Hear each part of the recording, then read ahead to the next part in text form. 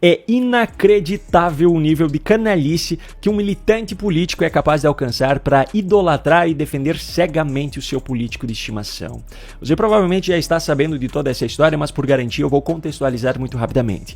A Receita Federal publicou uma instrução normativa intensificando o monitoramento sobre movimentações bancárias de pessoas físicas acima de R$5 mil por mês e de pessoas jurídicas acima de R$15 mil por mês. Quando esse fato começou a repercutir, houve grande mobilização popular contra a medida, e essa pressão veio por parte de pessoas de todos os espectros políticos. Não era uma questão de direita contra a esquerda ou vice-versa. Em meio a essas críticas vindas da população, um vídeo específico se destacou, o do deputado federal Nicolas Ferreira. Esse vídeo já ultrapassou 300 milhões de visualizações no Instagram. Ou seja, o alcance já foi muito além das fronteiras nacionais, muito maior do que a população brasileira. Enfim, a pressão foi tanta que o governo decidiu recuar e revogar a medida.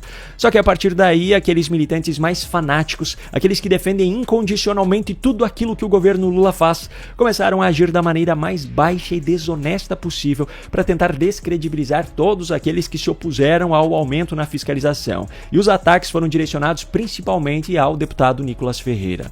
Eu vou começar pelo jornalismo, ou melhor, por aquilo que dizem ser jornalismo, mas definitivamente não é. Agora o governo perde essa guerra para as fake news e tem que recuar. O recuar nunca é bom. E aí o Haddad, inclusive, lembra o seguinte, né? Olha só, o Donald Trump, quando foi eleito agora, ele teve 5 milhões de visualizações.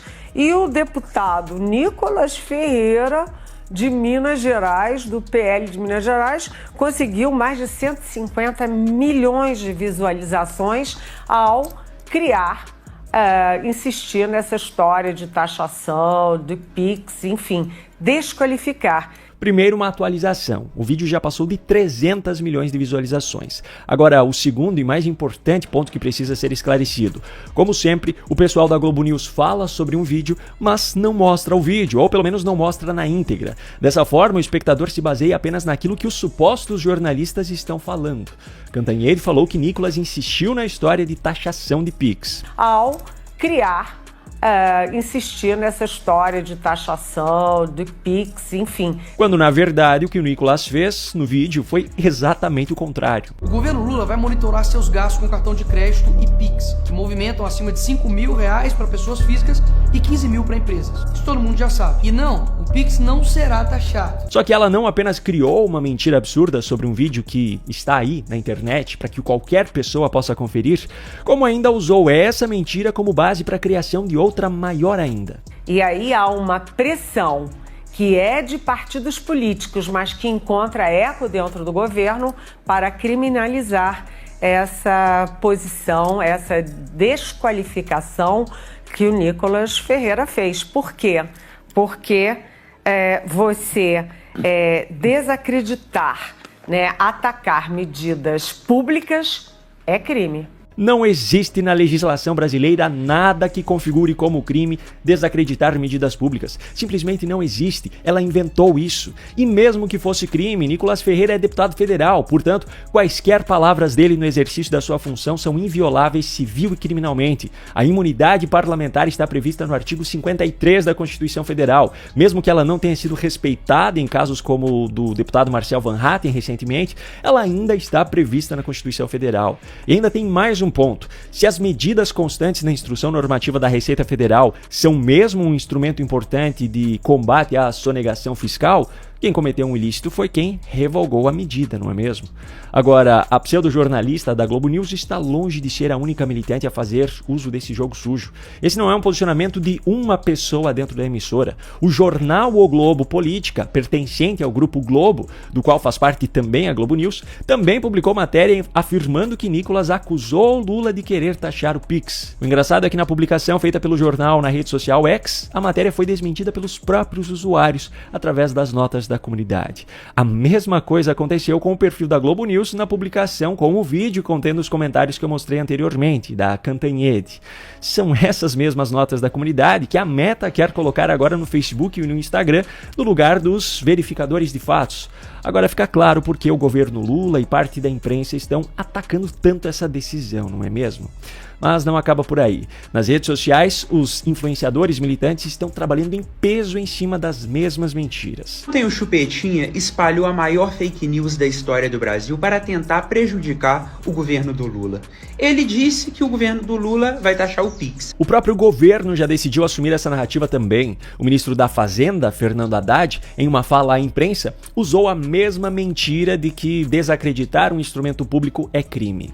Que foram dois objetos de exploração por parte dessas pessoas que estão, na nossa opinião, cometendo um crime, porque quando você desacredita um instrumento público, você está cometendo um crime. Ministro, não importa qual é a opinião de vocês, crimes não são definidos por opinião, eles são definidos pela legislação, e a legislação não define isso como crime.